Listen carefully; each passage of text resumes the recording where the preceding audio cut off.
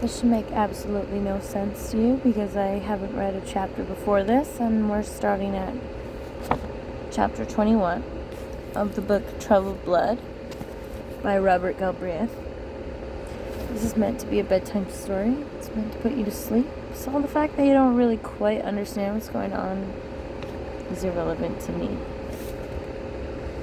This is where I am in reading this story. So this is where we shall be.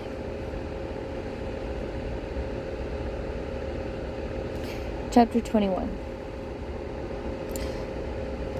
Well, I'm no doctor, said Strike as they crossed the road back to the Land Rover, but I blame the curry. Don't, said Robin, laughing against her will. She couldn't help but feel a certain vicarious embarrassment. You weren't sitting as near her as I was, said Strike, as he got back into the car.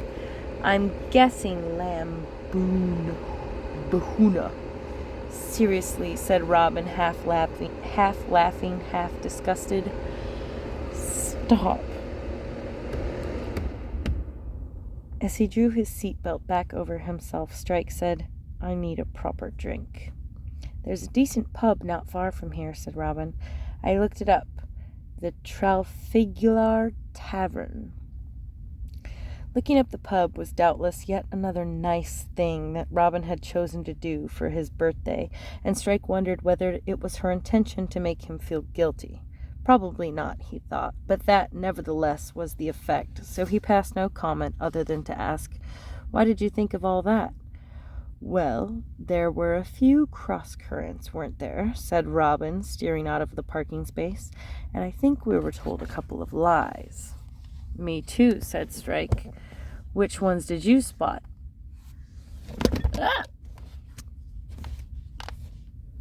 Irene and Janice's row at the Christmas party for starters, said Robin, turning out of Circus Street. I don't think it was really about Margaret examining Janice's son. Although I do think Margaret examined Kevin without permission. So do I, said Strike, but I agree. I don't think that's what the row was about. Irene forced Janice to tell that story because she didn't want to admit the truth, which makes me wonder. Irene getting Janice to come to her house so we can interview them both together. Was that so Irene could make sure Janice didn't tell us anything she wouldn't want told? That's the trouble with friends you've had for decades, isn't it? They know too much. Robin, who was busy trying to remember the route to the Trafalgar she memorized that morning, thought at once about all those stories Ilsa had told her about Strike and Charlotte's relationship. Elsa had told her Strike had refused an invitation to go over to their house that evening for dinner, claiming that he had prior arrangement with his sister. Robin found it hard to believe this, given Strike's and Lucy's recent row. Perhaps she was being paranoid, but she also wondered whether Strike was avoiding being in her company outside work hours. You don't suspect Irene, do you? Only of being a liar, a gossip, and a compulsive attention seeker, said Strike. I don't think she's bright enough to have abducted Margaret Bamborough and not given herself away in 40 years. On the other hand, lies are always interesting. Anything else catch your interest? Yes. There was something funny about that Leamington Spa story, or rather Irene's reaction when she heard Janice talking about it.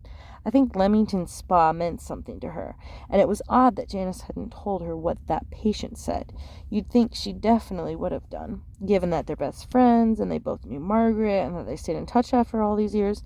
Even if Janice thought that man Ramage was making it all up, why wouldn't she tell Irene? Another good point, said Strike, looking thoughtfully at the neoclassical facade of the National Maritime Museum as they drove past wide stretches of beautifully manicured emerald lawn. What did you think of Janice? Well, when we were allowed to hear her speak, she seemed quite decent, said Robin cautiously. She seemed fair-minded about Margaret and Dothwaite. Why she puts up being treated as Irene's skivvy, though. Some people need to be needed, and there might be a sense of obligation. If Irene was telling the truth about her and her husband helping Janice out financially when she needed it. Strike spotted the pub Robin had chosen from a distance, large and opulent-looking, with many balconies and awnings, not to mention window baskets and coats of arms. It stood on the bank of the Tams. Tims? Tims? Tim. Robin parked, and they proceeded past black iron bollards to the paved area where many wooden tables afforded a view over the river, in the midst of which a life-size black statue of the diminutive Lord Nelson faced the water. "See," said Robin, "you can sit outside and smoke." "Isn't it a bit cold?" said Strike. "This coat's padded. I'll get the—" "No, I will," said Strike firmly. "What do you want?" "Just a lemon soda, please, as I'm driving." As Strike walked into the pub, there was a sudden chorus of "Happy Birthday to You." For a split second, seeing helium balloons in the corner, he was horror-struck, thinking that Robin had brought him here for a surprise party. But a bare heartbeat later, it registered that he didn't recognize a single face, and the balloons formed the figure 80. A tiny woman with lavender hair was beaming at the top of a table full of family. Flashes went off as she blew out the candles on a large chocolate cake. Applause and cheers followed, and a toddler blew a feathered whistle. Strike headed toward the bar, still slightly shaken, taking himself to task for having imagined for a moment that Robin would have arranged a surprise party for him. Even Charlotte, with whom he'd had the longest and closest relationship of his life, had never done that. Indeed, Charlotte had never allowed anything as mundane as a birthday to interfere with her own whims and moods. On Strike's 27th, when she'd been going through one of her intermittent phases of either rampant jealousy or rage at his refusal to give up the army, the precise causes of their many scenes and rows tended to blur in his mind, she'd thrown his wrapped gift out of a third-floor window in front of him. But of course, there were other memories. His 33rd birthday, for instance. He'd just been discharged from Shelley Oak Hospital and was walking for the first time on a prosthesis. And Charlotte had taken him back to her flat in Notting Hill, cooked for him, and returned from the kitchen at the end of the meal holding 2 cups of coffee, stark naked, and more beautiful than any woman he'd ever seen. He laughed and gasped at the same time. He hadn't had sex for nearly 2 years. The night that followed would probably never be forgotten by him, nor the way she had sobbed in his arms afterwards, telling him that he was the only man for her, that she was afraid of what she felt, afraid that she was evil for not regretting his missing lower leg if it brought her back to him, if it meant that if at last she could look after him as he had always looked after her. And close to midnight, Strike had proposed to her, and they'd made love again, and then talked through to Dawn about how he was going to start his detective agency, and she told him she didn't want a ring, that he was to save his money for his new career, at which he would be magnificent. Drinks and crisps purchased, Strake returned to Robin, who was sitting on the outside bench, hands in her pockets, looking glum. "Cheer up," said Strake, speaking to himself as much as to her. "Sorry," said Robin, though she didn't really know why she was apologizing. He sat down beside her rather than opposite, so both of them faced the river. There was a small shingle beach below them, and waves lapped the cold pebbles.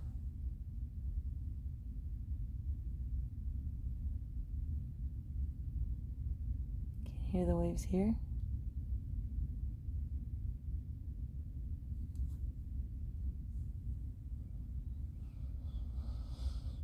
On the opposite bank rose the steel-colored office blocks of Canary Wharf, to their left the Shard. The river was the color of lead on this cold November day. Strike tore one of the crisp packets down the middle so that both could help themselves.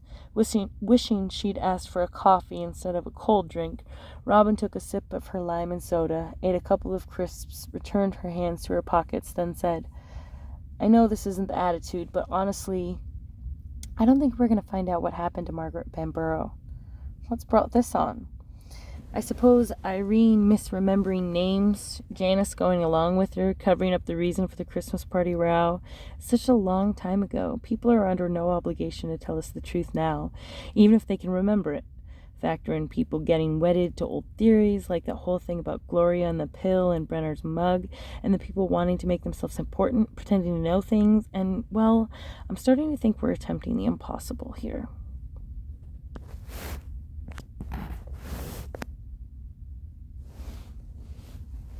There was a purpose to that tattoo. A wave of tiredness had swept over Robin while sitting in the cold waiting for Strike, and in its wake had become hopelessness. "Pull yourself together," said Strike bracingly. "We have already found out 2 big things the police never knew." He pulled out a cigarette, lit one, then said, "Firstly, there was a big stock of barbiturates on the premises where Margaret worked. Secondly, Margaret Bamborough might well have had an abortion." "Taking the barbiturates first," he said, "are we overlooking something very obvious, which is that there are means on the premises to put someone to sleep?" "Margaret wasn't put to sleep," said Robin, gloomily munching crisps. "She walked out of there." "Only if we assume Gloria wasn't lying." "I know," said Robin, "but how does she and Theo, because Theo's still got to be in on it, hasn't she? How do Gloria and Theo administer enough barbiturates to render Margaret unconscious? Don't forget, if Irene's telling the truth, Margaret wasn't letting anyone else make her drinks at that point. And from what Janice said about the dosage, you need a lot of pills to make someone actually unconscious." "Well reasoned.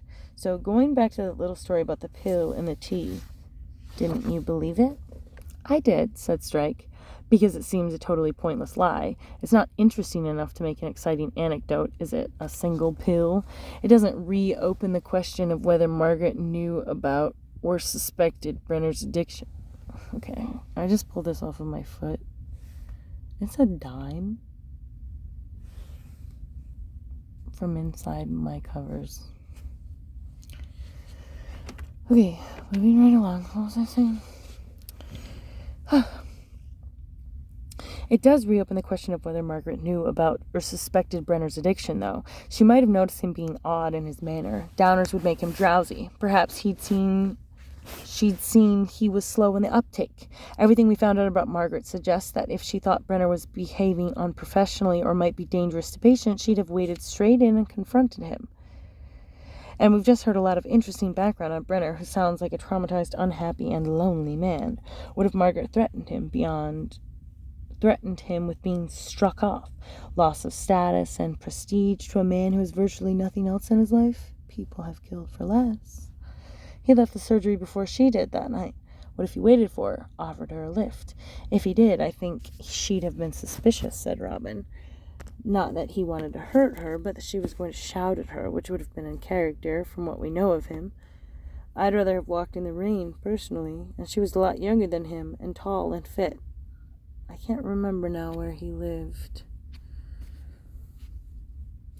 With his unmarried sister about 20 minutes' drive from the practice, the sister said he'd arrived home at the usual time. A dog-walking neighbor confirmed they'd seen him through the window around about 11.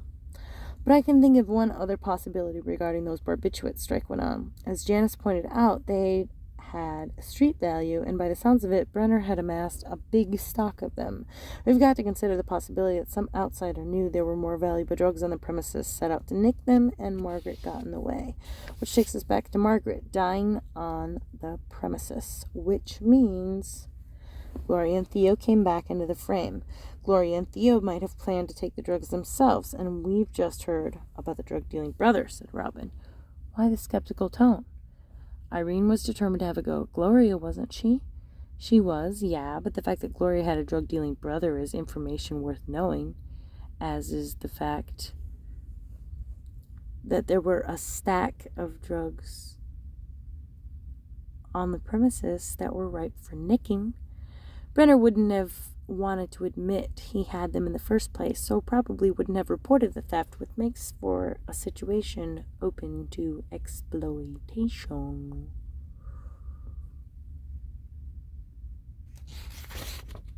There's a drawing on the next page. To be continued.